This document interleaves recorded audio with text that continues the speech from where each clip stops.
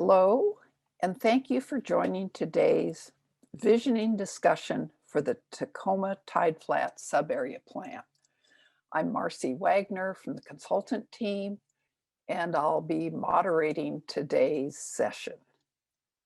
The previous two discussions were focused on land use and economic development, and the second on environment and health.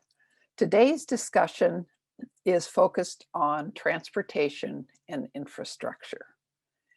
As a reminder, this meeting will also be recorded and posted to the city's YouTube channel, as are the prior two sessions.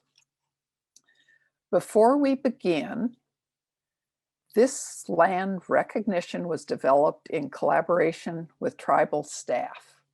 I'd like to read it before we proceed. Let us acknowledge that this project is being conducted on the historical and current homelands of the Puyallup tribe of Indians. Since time immemorial, they have hunted, fished, and gathered in the Tacoma Tideflats, and they retain these rights to this day. Let us take this moment to recognize the unique responsibility in being co-stewards with the tribe over these lands and waters, and work with them to safeguard their treaty-protected rights. In a few moments, we'll invite the panelists to introduce themselves, then hear a project overview by a member of the project management team, followed by our panel discussion. After each panel discussion, we'll invite our audience to submit questions using the Zoom Q&A feature. We also have an online survey available at cityoftacoma.org/tideflats if you'd like to share your thoughts that way as well. The project management team for the Tacoma Tideflats Subarea Plan is composed of representatives from each of the participating agencies and the Puyallup tribe.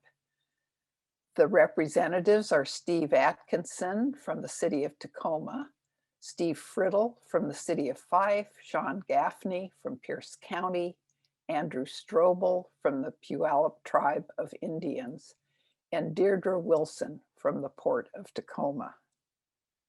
The consultant team includes myself and Rebecca Fornaby, Deborah Monkberg, and Radhika Nair, both of whom you will hear from later since they will be managing questions from the audience. I'd like to, I should also mention Steve Atkinson will be doing the presentation today, the overview presentation. I'd like to thank our panelists for participating in today's discussion about the vision for the Tideflats future from a transportation perspective. We'll also have Steve Atkinson from the project team to respond to questions regarding infrastructure. I'll now invite the panelists to introduce themselves and their organization, starting with Josh Diekman. So Josh. Good morning. Thank you, Marcia. My name is Josh Diekman. I'm the city traffic engineer for Tacoma. Thank you. Darren Stavish. Good morning or good afternoon. Darren Stavish, principal planner for Pierce Transit. Great, thank you. Christine Wolf. Good afternoon, everybody. I'm Christine Wolf. I'm the transportation planner for both the Port of Tacoma and the Northwest Seaport Alliance. Excellent, thank you. Karen Zima. Good morning, everyone. I'm Karen Zima. I'm the Vice President of Field Operations for the West Coast for Road 1 Intermodal Logistics, and I'm also the current president under the Washington Trucking Association Intermodal Carrier Conference, and that makes up the trucking community that is servicing the Pacific Northwest Gateway in North Harbor and South Harbor. Great, thank you. And now I'm going to turn over the meeting to Steve Atkinson to do an overview presentation about the project. Steve. Great, thank you very much. I'm Stephen Atkinson. I'm a principal planner with the City of Tacoma's Long Range Planning Division. Really excited to be here today and provide this overview presentation. I will just say at the beginning, it's always a little difficult when you're giving the transportation overview when you've got all of the transportation experts in the room on the panel today. So really looking forward to hearing from them, but happy to provide a little bit of background information as well as we get started. And as Marcy said, the topic today is transportation and infrastructure. So I'll be providing a little bit of an overview of each of those, while the panel discussion will be predominantly focused on the transportation side. So this first slide is really just sort of helping set the stage that when we talk about visioning, we're recognizing we're not starting from a blank slate in the Tideflats. It's an area that really sits sort of at the fulcrum of our natural environment, our economic life, as well as the social and cultural life of this community. So there's a lot of values that we place on this area. There's a lot of ways that we as a community and really as a region really rely on this area. And so as we start this planning process, we're seeking really to try to identify ways that we can really respect these different values and the different contributions that the Tideflats makes to our community. In terms of the project goals, and I think this is a kind of a good point to kind of clarify again kind of where we're at in this process. So we have a process that we are undertaking as a collaborative joint planning process among the City of Tacoma, Port of Tacoma, Puyallup Tribe of Indians, Pierce County, and the City of Fife. As part of that joint planning, we have goals that we've established as a project team, as governments collaborating together. So one of those kind of key goals for us as part of this process is to really develop this work collaboratively, really be working together jointly from day one, and really embarking on a kind of planning process that we haven't really done before. I think is really unique, both in the City of Tacoma as well as in the region. And so the intent of that, oh, sorry, go back one more slide. Just want to say just a couple other just statements on this slide. So there, one of the key goals for this then is really trying to make sure that through this joint planning effort, that at the end of the day, that we have a much greater understanding of the perspectives that each of the governments bring to the table, and that we really start to develop a joint goal and joint vision for this area, so that over the next 20 or 30 years, we have a really good understanding of our priorities, what we're trying to accomplish, and a path to get there. And then as we kind of then turn to the rest of this process, I want to just point out that this doesn't mean that we have every outcome kind of ironed out at this stage. That the input that we will get from you all through this visioning process will then help articulate some of the strategies and the specific goals and outcomes that we're really looking for this area over the next coming decades. So what's on the table? And I think this is kind of a great kind of starting point for the kinds of questions that we're going to be grappling with through this process. So we understand we have a globally competitive port that plays a really significant role in our region's economy. We're and have been a very trade-dependent state. We also recognize that we have some challenges that we're going to be facing over the coming decades, resulting from climate change and sea level rise. And that kind of on our own, it is very difficult to be able to respond to those challenges unless we're really all working together and coordinating that response. Secondly, we want to kind of recognize and acknowledge that we are in an urban, complex environment. We are in an industrial environment, but we still want to make sure that we have healthy salmon and shellfish populations, that we still have healthy orca populations and Puget Sound in the coming decades. Likewise, when we think about the Tideflats, we want to ensure that we have a safe environment for our employees, for the people that work there, for the people that recreate there, as well as the neighborhoods around it. There's a lot of ways, again, that we want to explore this through this process, some of these questions, and seek win-win solutions. As I mentioned in the beginning, we're at sort of the visioning phase of this process. So I think many of the folks in the audience today are listening in, have probably been following this process as we've kind of slowly built to this point over the last couple of years. And we are still kind of at a phase here where we're talking pretty big picture about what we want to accomplish, the challenges that we're facing over the coming years. And this is a phase where we are, really looking for your input and your thoughts on what that future and that future vision could look like. And kind of following this meeting, we did have we will be posting these videos and discussions on our website. And we do have other opportunities for engagement, both within the next couple of months, but also following this as we start to then enter into the development of the future development alternatives, as well as the EIS scoping period. So right now, what we're looking for from our community are thoughts on what those future goals and vision might look like. As we enter that scoping phase, what we're really then starting to think about are the kinds of questions like, what kinds of impacts do we need to be studying? What are some of the things that we do or don't know about our current environment, or how use and development may impact our environment over time? And that'll be more of an informative stage as we start to do some of the more rigorous analysis of the kinds of impact we may expect over time. And I think this is another just sort of great slide in terms of kind of setting some of the expectations as we move forward for visioning and goal development and future alternatives. That while we first kind of recognize that we're starting from an environment that has a lot of different existing economic uses, existing infrastructure, existing transportation systems, we're also working within a planning framework in Washington State that is layered and complex. So local planning in Washington State isn't entirely up to local jurisdiction. We get to tailor state policy and regional policy to fit our community, but we do have some guideposts that we need to follow. And so these are a few of those guideposts. The protected treaty rights that we mentioned earlier of the Puyallup Tribe. We have a State Growth Management Act and Shoreline Management Act. The Port of Tacoma has its own, I always say RCWs, but it's really sort of state laws that govern kind of what port districts can do and what their goals are. And likewise, we work within a region with funding that comes through the Puget Sound Regional Council.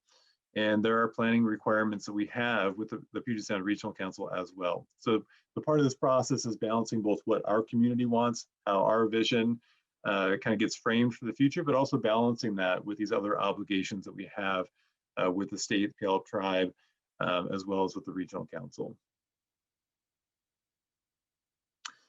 And then over the next few slides, I'll just touch on a few of the kind of key components of our existing transportation system. And if anyone here goes to visit the website, take the online survey, one thing to point out is that you'll see kind of through the story map, some links to the existing conditions report. And today I'll just, as I get started on this, just want to make note that we have draft existing conditions reports on the website integrated in with that survey. And we really welcome anyone who wants to kind of read through that. If there are things that you think that we're missing, things that you think we should be considering, please reach out and provide that information as well. So I think the big picture on this slide is really that transportation in the Tideflats is very complicated. In many parts of the city, what we're really looking at are some very defined priorities. We have streets throughout the city where it's really a pedestrian focus, and that's really the number one priority. In the Tideflats, it's a much more complicated picture.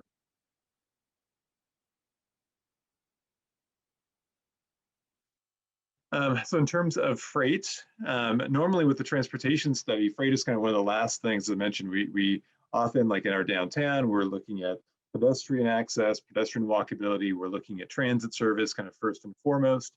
In the Tideflats, freight is one of the really the kind of key first components that we're looking at from a transportation standpoint. I think it's also great to kind of make note at this point that land use and transportation are really inextricably linked with the freight network. So the infrastructure built to serve shipping and rail also really connect to other modes of transportation. As land uses change, obviously then there's different demands that can change over time on our transportation system. So our study as part of the subrate plan is really going to predominantly focus on the landside transportation, which includes street and highway networks as well as the rail network. And there are a number of key connections through this area, including 54th Avenue Northeast, Port Tacoma Road, Portland Avenue, and let's see, and then SR 509 and I 705, obviously. So then in the future, the extension of SR 167 is one of the other major projects that we expect from Puyallup to SR 509. That's expected to become one of the primary connections to the Tideflats.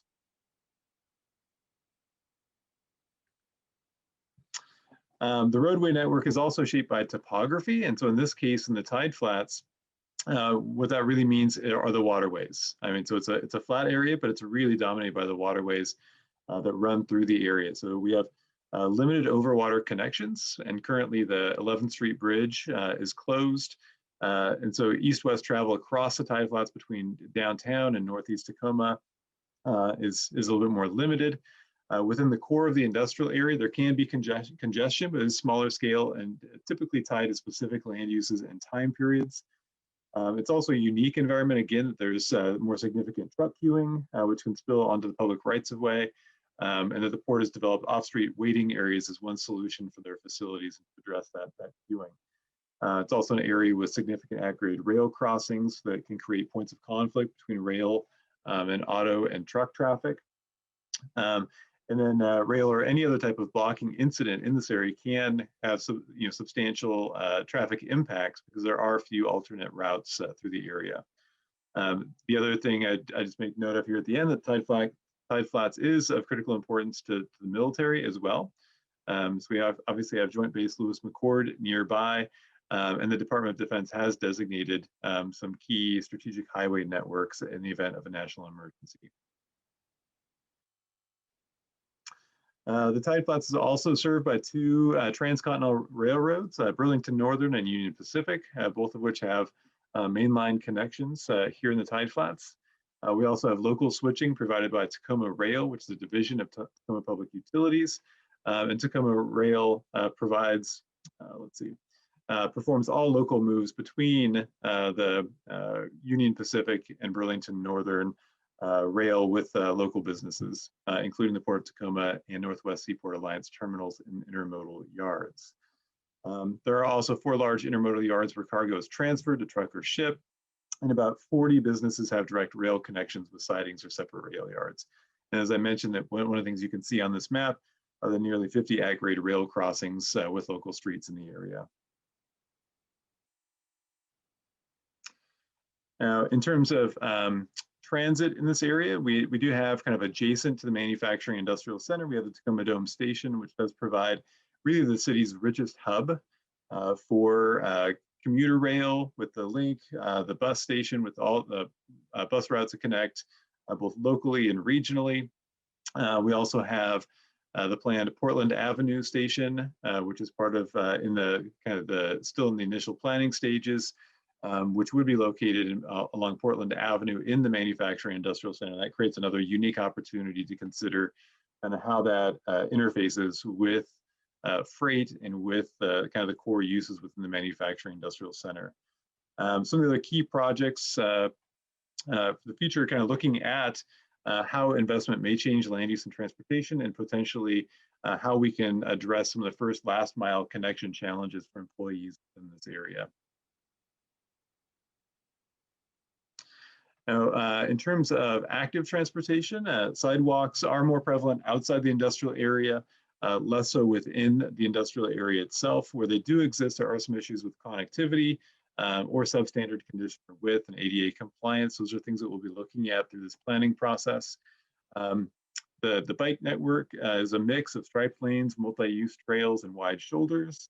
And then obviously we also have the bike and active transportation network can provide both a commute trip reduction, an alternate mode of getting to work. It can also facilitate recreation. And we have, under the Shoreline Management Act, some guidance and planning already in place on providing shoreline public access and recreation. So our active transportation networks can really facilitate a pretty broad range of public benefits and address different public needs. For parking, there's typically sort of 2 main user groups. General purpose vehicles, there's generally enough supply between on and off street spaces in the industrial area. For large trucks, parking is more limited. There's a high demand for overnight parking within this area. Tideflats is one of the few areas really within the city that allows on-street commercial vehicle parking.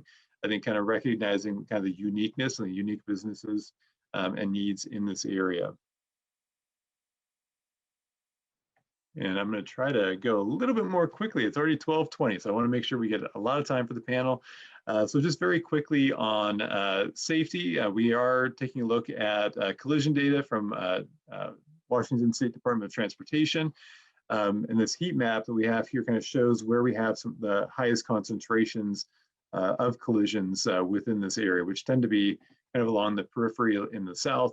The darker purple indicates more crashes. The red dots are the more serious injuries and fatalities. So there's definitely a higher concentration and higher volume on roadways, particularly where they intersect. And the concentration is lower within the manufacturing industrial center where speeds and volumes are lower. And then obviously, so as we start to think ahead, some of the key questions for transportation as we move forward in some of the next phases of the planning process are how can we enhance critical corridors to improve freight and people mobility and access. We want to transportation improvements, what transportation improvements are needed to support potential land use changes, and how will the network evolve with the light rail extension. And then finally, how can we maintain mobility if the Gateway project is delayed? Now, in terms of infrastructure, I'll be fairly quick on this. Infrastructure in this area, so beyond transportation, what we're typically talking about are utilities, water, wastewater, stormwater, and power are kind of the key components. Most of those are provided publicly through Tacoma Public Utilities, but there are some private utilities as well. So the first utility we'll talk about are water. And just sort of on this point, when we're thinking about infrastructure at this stage, one of the key questions that we're really thinking about first are, so what are the forecasts that we already have in place today? And do we have sufficient capacity for these utilities to meet those forecasts? Now, as we go through this process, some of those forecasts may change, and we'll need to evaluate capacity to support the development that we're really seeking through this process as we continue. But based on existing information, water has sufficient capacity through 2060. Wastewater has expected capacity to meet projected growth through 2040, and there's no specific wastewater deficiencies or planned projects at this time. Similarly, with stormwater, in this area, about 85% of it is impervious surface, which includes roadways, roofs, and parking lots. The stormwater runoff generated from those surfaces created by urban development is typically of a higher volume than what occurs in a pre-developed state. The stormwater is conveyed through the watershed primarily by both public and private underground conveyance systems, as well as through some stormwater ditch systems, including Wapato Creek and North Avenue Ditch. And then for power, hydropower makes up about 85% of the power source, with lesser amounts from nuclear, wind, biomass, solar, and others. Needed improvements to the electrical system include expansion of distribution substations and replacement of aging facilities. Capital funding has been appropriated through 2024 for general plant, power generation, power management, and other technology services. We also have a couple things to note here. The Port of Tacoma aims to reduce seaport-related air emissions, continued electrification, including ship, I'll probably say this incorrectly, but ship to shore power at the berths is also a really key early focus of electrification. And Tacoma Power and the port are in those early stages of planning and expanding those systems. All right, so with that, hopefully didn't take too long. Covered a lot of the key basics, but I'd be happy to hand it back now to the panel for conversation and discussion. Great. Thank you, Steve. We have two questions for the panel, and the first question actually has two parts. And that is, with respect to transportation and infrastructure, what is the biggest opportunity you see in the Tideflats area, and what is a significant barrier to achieving that opportunity? I'm going to start with Karen, and then I think go to Darren, Josh, and then close with Christine on this particular question, just to give you a little time to think about it. So Karen. So thank you, Marcy. So if I understand the question, opportunities for transportation infrastructure and then some of the greatest barriers to that opportunity. Correct. Okay, thank you. Always hard going first. Yes, it so- is. Putting you on the spot. Well, in regards to transportation infrastructure, the shortfalls right now just really is the infrastructure, the roads and the connections and the 11th Avenue overpass, just reinforcing and the plans for improvements to the existing roads. I think the existing road system is works very well. I ride and drive throughout the Tideflats frequently, almost daily. So I think we've got a good mapping of what's in place, but the improvements to those roads and then the access for the overpasses and improvements for some of the areas for the rail, because we do have at times the critical importance of our railroads within the Tideflats to move containers in and out of the port operations. So any overpasses that could alleviate any congestion or backups and that opportunity there for planning. So that would be my thoughts in regards to the infrastructure.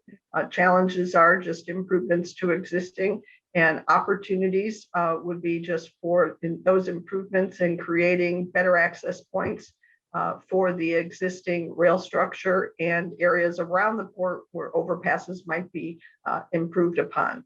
And then in the event that there might be a detour off of I-5 or problems with the highway system, just good road structures so that any detours can quickly move through the Tideflats area and not cause any problems for the existing businesses, retail or commercial. Great, thank you. Mhm. So next we'll go to Darren. And again, if you could tell us from a transportation and infrastructure perspective, what's the biggest opportunity in the Tideflats and what's the biggest barrier to achieving it? I don't know if I could speak to infrastructure being a transit planner, but I can answer from a transit perspective. Obviously, for us, I think the biggest challenge is always funding. However, I'm excited as we get through the pandemic and things kind of open up again and people start considering transit as a viable option. What we're hearing in Washington and reading what's going on nationwide is that ridership is not the most important thing anymore. So it doesn't have to be the number of people, packed buses and packed rail cars anymore are not going to be the new norm. And I think it's exciting for us because if you're not basing it just on productivity or how many riders per hour, how many riders per route, but looking at new areas that were not served before, such as the port and Ruston Way and areas that have always been a challenge for us, we're looking at things, I think, through a whole new lens, and it's exciting. And there's I can't share anything yet because they're still kind of in the gestation stages, but we're certainly going to be looking at the runner service. I don't know if you can. I got a bad light in here at the PT Runner. It's actually piercetransit.org/runner is on our website. And this was an on-demand service that was introduced last year to serve Ruston Way, Point Ruston development. It's going to be extended to go into the Tideflats as well when it's reintroduced in the next couple of months. And we're also looking at a couple of new fixed routes to serve the port that didn't exist before. One of the nice things about being a rubber tire transit provider is we're nimble and quick, so we can introduce things very quickly, unlike steel on steel rail infrastructure, which is very expensive and takes years or decades to plan and implement. So I think there's going to be some exciting things coming from us very soon. Unfortunately, I'm not quite in a position to reveal, but I think by the time this process is done, I think I'm going to have some very exciting and positive news for not only the team but the public we serve, as far as a new service in the port, both again on demand and fixed route is coming. Great, thank you. Interesting, the change in perspective about transit, about how you measure success with what it accomplishes. So that's an exciting prospect. Josh, what can you tell us in response to what's the biggest opportunity in the Tideflats and the barrier to achieving that? Thank you. I think in the big picture, one of the strengths we certainly have is the partnership of all of the agencies that have a strong interest in the Tideflats area and all of the stakeholders. And the collaboration among those agencies and stakeholders has historically led to a lot of success, and not just doing the plans, but then pursuing funding for infrastructure improvements, and examples being the Port of Tacoma Road Interchange and SR 167 Gateway that was mentioned earlier. I see that strength is one of the key opportunities for this area and for this planning effort. And so I'm hopeful that we will identify key infrastructure improvements that will support the economic vitality of the region and the state, and also the land use vision for the area. From an infrastructure standpoint, one of the barriers that I see could be delay. And so most major projects require, funding was mentioned by Darren. Funding is always the biggest question in terms of implementing infrastructure. Most major projects require outside funding, such as grants, and in most cases, multiple grants, and it takes years in many cases to bring together those funding sources to conduct those major projects. And the better job we do now at developing a shared vision for what we're pursuing, the more successful we'll be in making investment in the community. Great, thank you. And Christine. Thank you, Marcy. I would echo what Josh just said. We've actually been working together collaboratively for many years and have been able to successfully implement projects.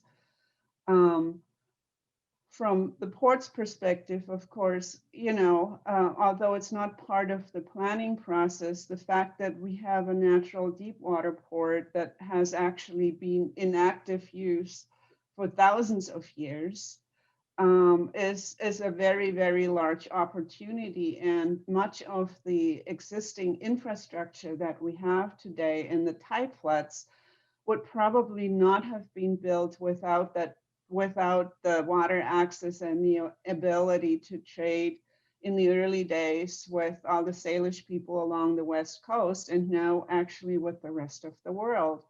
So from my perspective, we already have a very well-developed infrastructure system, both on the water side and the land side, that enables us to make a major contribution to the economy and the jobs and the quality of life in Tacoma and Pierce County and the region. And we want to be able to keep doing that, of course. So from a challenge point of view, I'm going to cheat a little bit here and have more than one answer. One is, there are a lot of folks who don't quite understand the asset that we have in the Tideflats with this system of coordinated elements of transportation infrastructure. And what a treasure that is. A lot of folks in other parts of the country or the world would envy us for what we already have. Challenges, as Josh was saying, we've been able to work together collaboratively to get a lot of large projects done. But funding is getting increasingly more difficult to manage. There's just huge demands. And we have to really work together to make sure that we have a clear understanding of what our joint priorities are and how we're going to approach those. And if I just may make one point more, and that's Steve focused his discussion early on 167. And finishing that's absolutely critical, but we also need to make sure that we build the second phase of the Port of Tacoma Road and I-5 interchange, because that actually has even more truck trips, at least right now, and we really need to make sure that works. And then, of course, the Fishing Wharves Memorial Bridge, which can't handle large loads, heavy loads right now. And that really puts additional pressure on that intersection with I-5 on I-5, which is already heavily congested. And that's sort of the third point that I would like to make, is that there's we have a transportation system that works in the Tideflats apart from the at-grade rail crossings that Karen was talking about. But once we try to get off the Tideflats, we are faced with a very heavily congested system, and we often have trouble getting on that. So trying to figure out a way to not just think about the Tideflats, but also making sure that we can connect to the city and the county and the rest of the region will be important. Thank you. So I believe that the basic infrastructure in the port area, including its natural deep water port, actually the basics of that function pretty well. The interface going beyond has challenges. And I think the barrier I heard from everybody was funding. And so the essential nature of having teamwork amongst all the agencies being really critical to bringing all the pieces of the puzzle together in terms of funding for these major efforts. It sounds like some major infrastructure projects. Do you have, any of you have additional thoughts about how you make that piece really successful?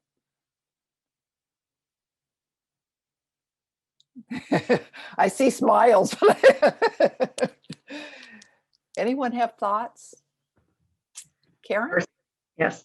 I think Pierce County is doing an incredible job right now, and the city of Tacoma, and the sub-area plan, and the logistics planning cluster. There are so many efforts going on right now to recognize, as Christine said, the jewel that we have in the Tideflats and the access with the deep water access for the ports. The infrastructure is currently strong and solid, and we do need to reinforce that. So we do need resources, revenue, and funds. And I know that there's been a significant amount of money that is being injected into the economy right now. And I know it's also being injected into the state of Washington. And I think that we need to speak to all of our government officials to access those funds and to apply them to current projects so we can get the current projects completed, and then look to fund some of the longer term projects. But there are revenues available in the state with the announcement that we are strong at our budget numbers the other day, and also with the injection of the Recovery Act funds. So that would be my thought on that. Mm-hmm. Great, thank you. Anyone else care to mention other thoughts? Well, Marcia, I just wanted to, you probably saw this in the chat. There are 3 people standing by from the public that had questions, and I wanted to, not to take over the meeting, but to make sure that we allowed time to answer them since they were kind enough to participate. Absolutely. Thanks.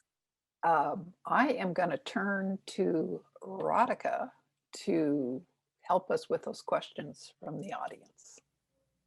Or I guess it looks like Deborah. Marcy. Thanks. Yes, we wanted to offer up one of the questions that was from the attendees, and it has to do with bicycle and pedestrian circulation, and it was building off of the slide that showed safety in the Tideflats area, and then I want to tag on another question. The actual question is, how are bicycle and pedestrian injuries tracked on roadways in the Tideflats? And that might be primarily for Josh. But then the second part is, how might we plan for safe bicycle and pedestrian access to the Tideflats? So Josh. Thank you, Marcy. I'm very happy to take that question. And I'm going to kind of focus on what we can do through this process, although the city does track collisions that happen all throughout the city, including in the Tideflats. And the city also is working on plans such as the Vision Zero effort that's kicking off this year to address particularly injury and or serious injury and fatality collisions in the city.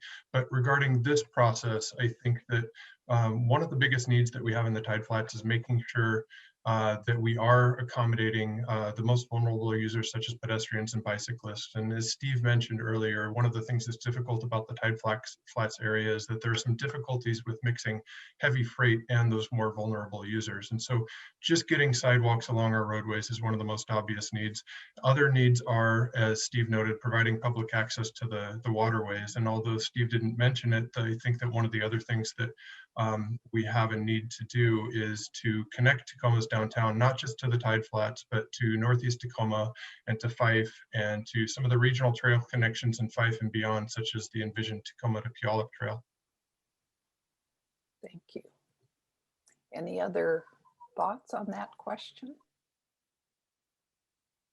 Thank you, Josh. I think that covered the question. And Deborah, are there others? Yes. Let's see. There was a reference earlier, I think by Darren, about sort of the post-COVID era. And there was a question about sort of how do you think the Tideflats will be impacted by changes in transportation patterns as we move out of the sort of quarantine pandemic period that we're in?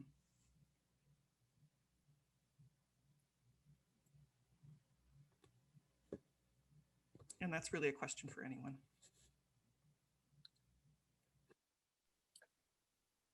I can start this one if that's okay. Sure.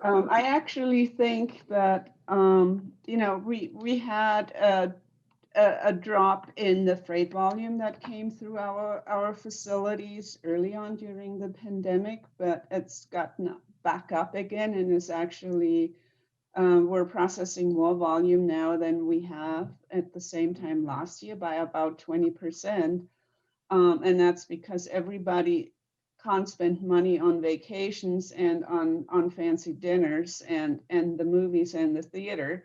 So people buy stuff and it comes through our facilities. So we actually have more truck traffic, or at least for now, than we had before. And other than that, I would just like to note that the vast majority of the jobs, except for folks who work in an office under normal circumstances like I do, most of the jobs in the Tideflats are jobs where people have to be there to do their job. So in terms of the commute patterns, it actually hasn't changed hardly at all, because, you know, our longshoremen folks have to operate the cranes, the train crews have to run the trains, and all the industrial businesses, the folks who work in production and maintenance, they have to be on the job to do what they need to do. Great, thank you. I'm going to move on to our next question for the panelists, but I do want to note that the questions that are being put in the Q&A, we will provide responses to those and get those posted. So we won't leave anyone out on those. So the next question is with respect to transportation and infrastructure. How does the Tideflats, from your perspective, look 20 years from now? So I think I will go in reverse order this time and start again with Christine, then go to Josh, Darren, and Karen. So Christine. All righty. 20 years from now, the Tideflats, from my perspective, will still be a place where we have the infrastructure that's necessary to continue to connect us with the rest of the world. We need that, we want that, and so we're going to make sure that it's there. But at the same time, I think we need to do a better job in managing these assets and making sure that we move to a cleaner way of doing business in the Tideflats, and we need to make sure that we use what we have more efficiently than we're able to do now. You know, we need to use technology to improve operations because we cannot build our way out of it. That doesn't mean that I don't think that there are projects that need to get done. But the time of these very large infrastructure projects, and many of them are gone. What we will need to do is make strategic investments and improve and maintain what we have. And that points to another element of what Steve was talking about earlier. It sounded like we're doing pretty well on water and stormwater and those kinds of things, but on the infrastructure side, the thing that we really need to work on collectively as well is power. Because if we want to clean our supply chain and the transportation use, the use of the transportation system, the best option we have right now is to electrify as much as we can. And in order to do that, just on the transportation side, we'll need like 30% more power than we have right now. And that's a tall order. So we need to connect those two. Thank you. Josh. Again, the question, how does the Tideflats look and function 20 years from now? Thank you. And some of this is a little bit speculative because that's what we're trying to get at through this process. But I think in the general sense, I think we can say that the Tideflats area in 20 years is going to have robust and better connected infrastructure that's in good condition and that's resilient and provides better redundancy and better connections across barriers such as rivers and railways. I think that this gets back to some of the comments that I made earlier, that I think one of the most important things that we can do is identify that vision now so that we can keep working toward it over 20 years. And in 20 years, we can have implemented a large portion of that vision. Great, thank you. Darren, 20 years into the future, and it sounds like the future Josh just described with a better connected infrastructure in the area might be a bonus to transit, particularly the rubber-tired transit. Yeah, absolutely. Yeah, first and last mile connections, as you know, transit only works when it's safe, fast, reliable, and accessible. And to our minds, my vision, I think personally for 20 years from now would be that you can get to jobs in the port or in the Tideflats via transit. It's viable. It might not be a big bus. It might be a microbus or something. One of the things that I've been reading in a lot of the literature from APTA, which is the American Public Transit Association, says that short trips, bus trips, are going to be much more prevalent in the future, that you might use transit for a mile, a couple miles, of half mile. And you don't need a really big bus to do that. That's, again, more nimble. I think collectively with more bike and pedestrian access and that type of infrastructure, that makes it, there's a synergy, as you know. And the nice thing about those types of investments is they're a lot less expensive than a roadway or a highway. But it's if it's there, and if it is built and it is added to for that type of access, transit would definitely work, and I think it could work. And again, I go back to what I said at the beginning: is I think in the next 2 to 3 to 5, 10 years, we're not going to be looking, at least in the short term, about ridership, packed buses, packed trains. It's all about productivity, more so I think in the future, especially with the new administration and kind of the new vision coming out of the US DOT. With Secretary Buttigieg, is who you serving, and who did you not serve before via transit. So I hope that makes sense. It's I see a change in the dynamic, and I think the timing of this group and the work that's going on through the city couldn't be more on point And timely.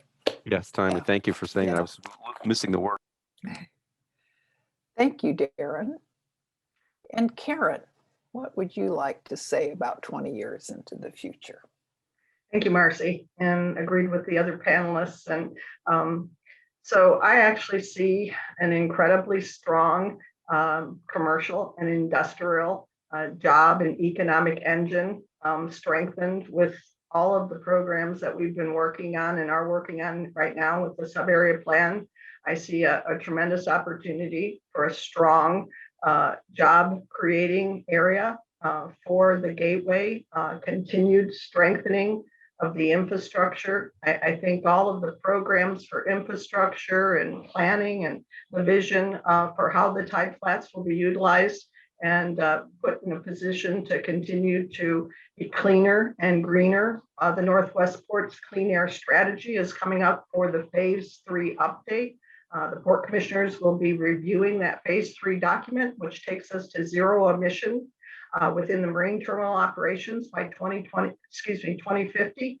So we really have a lot of great things working right now, and we're moving towards improving that will involve a cleaner and greener area around the Tideflats area.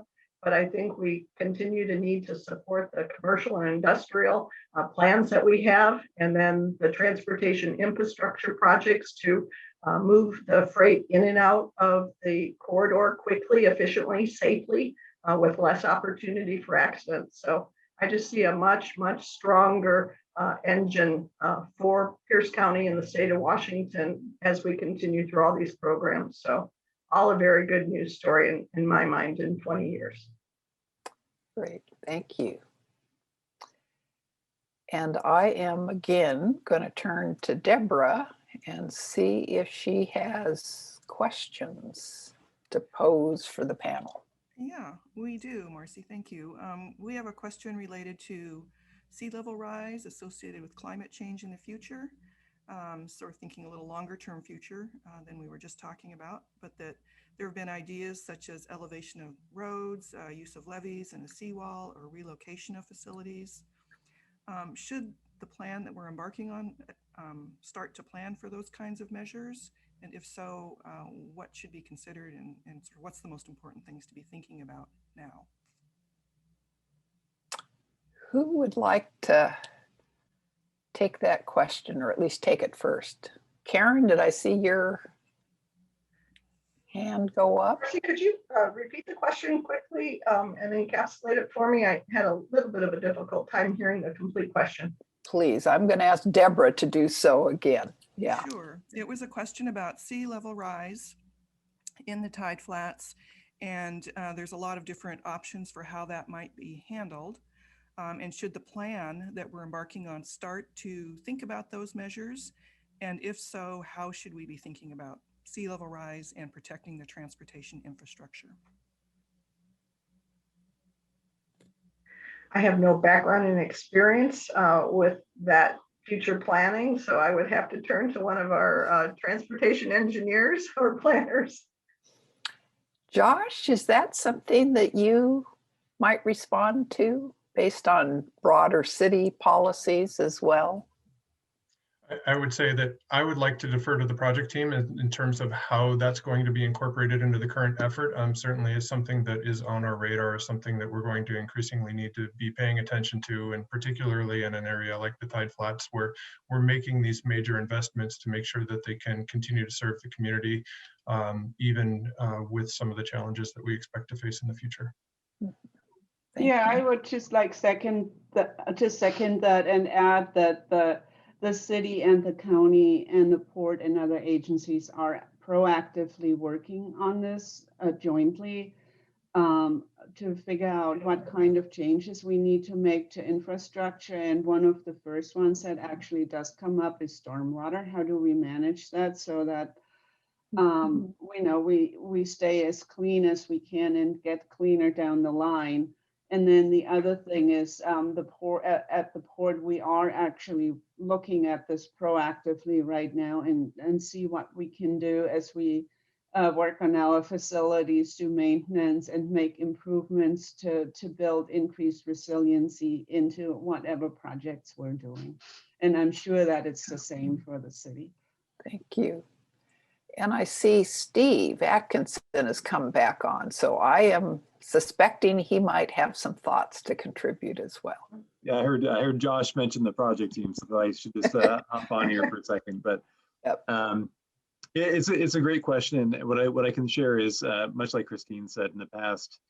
really probably about 3 years. We've been working predominantly with Washington Sea Grant, NOAA, Climate Impacts Group out of UW Seattle, to really just try to get some of the most, I think, cutting edge, really like sea level rise probability modeling, so we could really get better data that's more tailored to our local environment that we can use to actually start having a really meaningful conversation about what the risks and vulnerabilities are and how we start to adapt. So there's some really great work online that we'd love to share with everyone. Also have some draft reports on our website currently that kind of go through what some of the different scenarios look like. And then with some of the initial draft findings on the vulnerability assessments.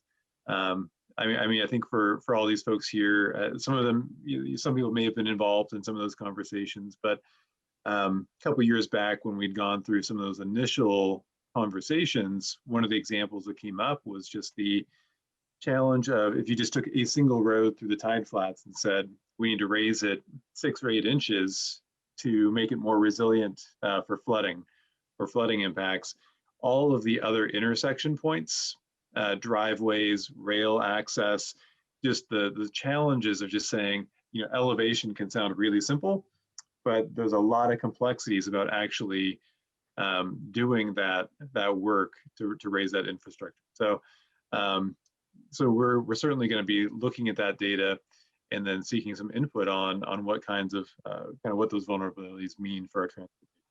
So I think for now, kind of hold tight on that, but we will certainly be having some more in-depth conversations around how we apply those findings to this transportation network. Great, thank you, Steve. We have perhaps time for one more quick question before turning it to Steve to close out our meeting. Is there another one, Deborah, that we might pose?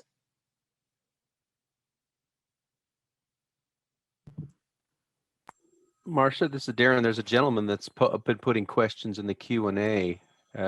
He's asked 3. I was wondering if we could recognize him. Are you seeing that as well? The questions that have been proposed are not the questions that are in the chat box I'm seeing. This one, there's one. This is a problem when your panelists are not diversified. Have you seen that one? Yes, yeah, this gentleman has proposed 3 questions. I want to make sure he's recognized. Here's one that I'll pose to the panel. Again, all the questions will be organizing, putting responses and putting them on the website. But this one, this is the problem when your panelists are not diversified and inclusive of health professionals, clergy, and public. What influence does the public have towards planning of the Northwest Seaport Alliance besides commerce?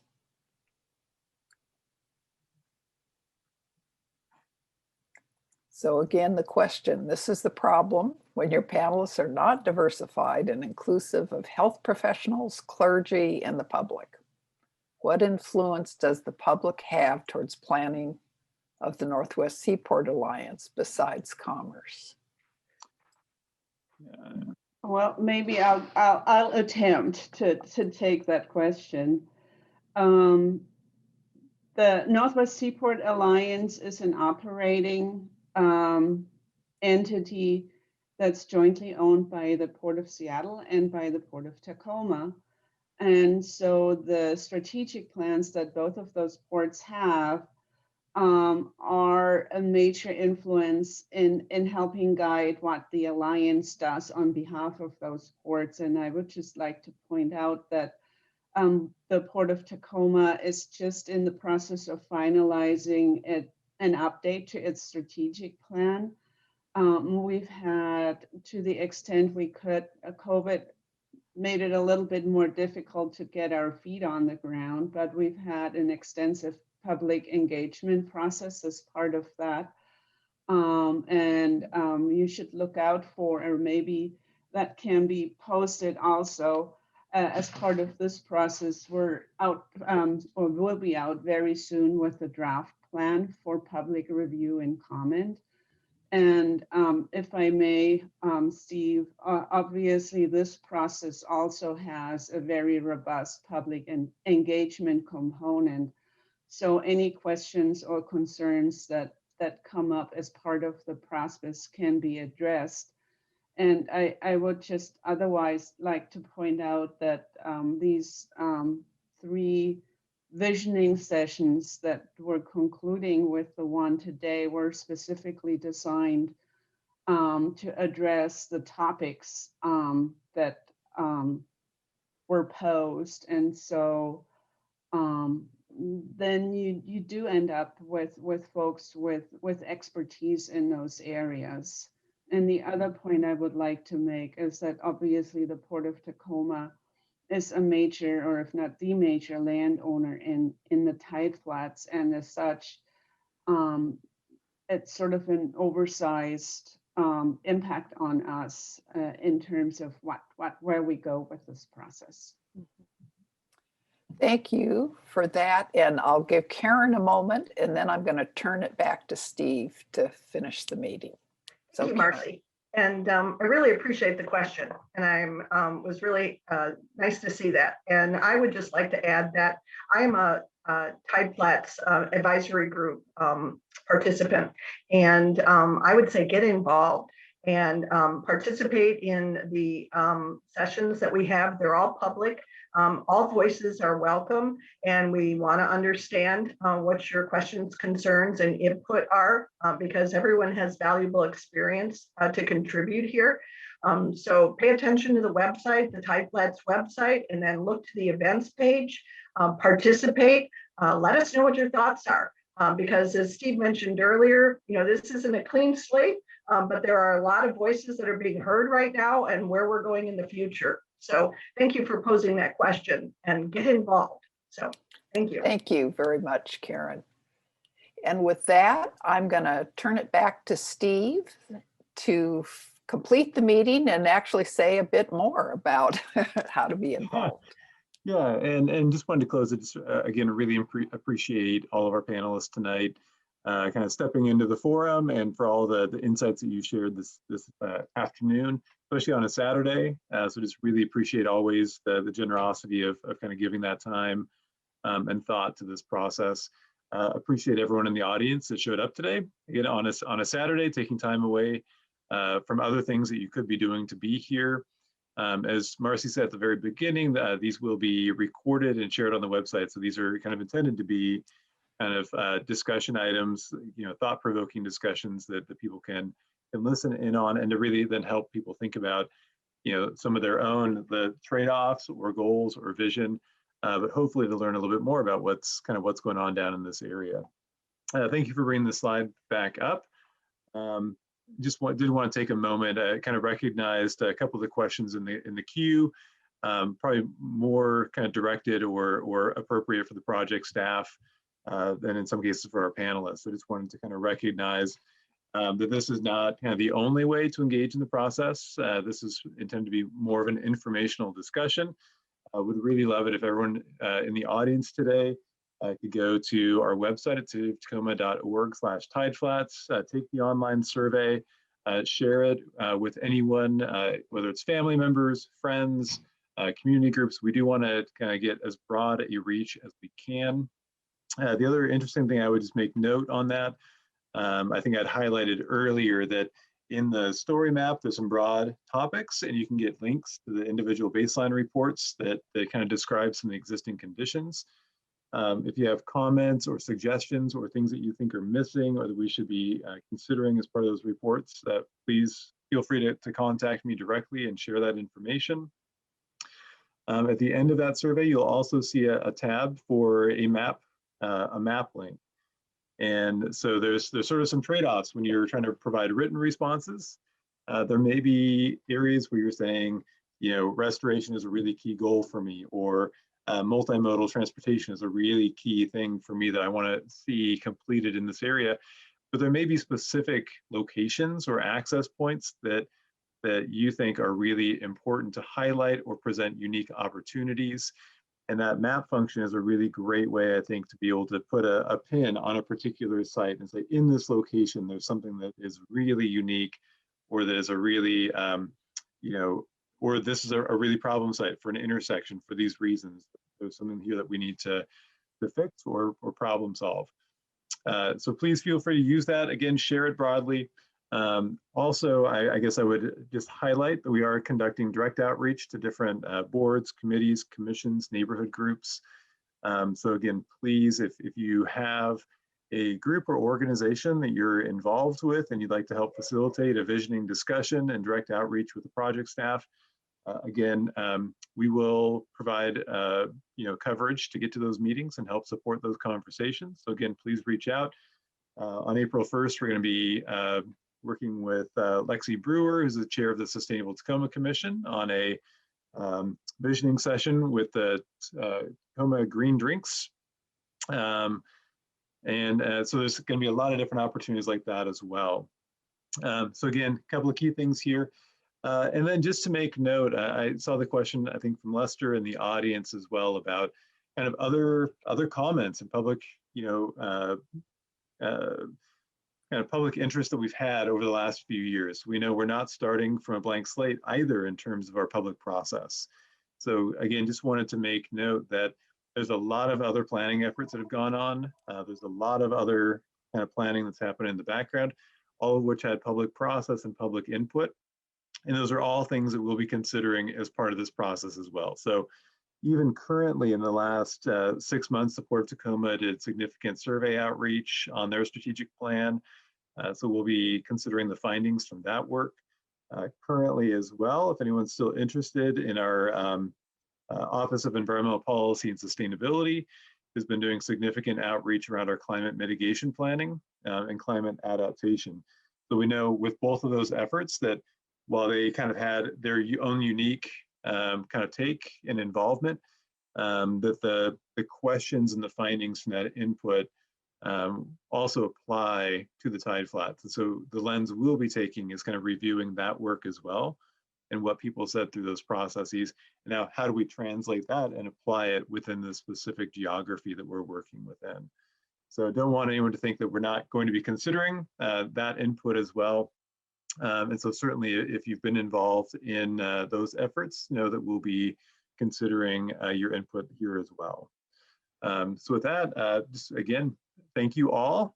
Appreciate the questions, appreciate the insight, and just look forward to continuing the community conversation.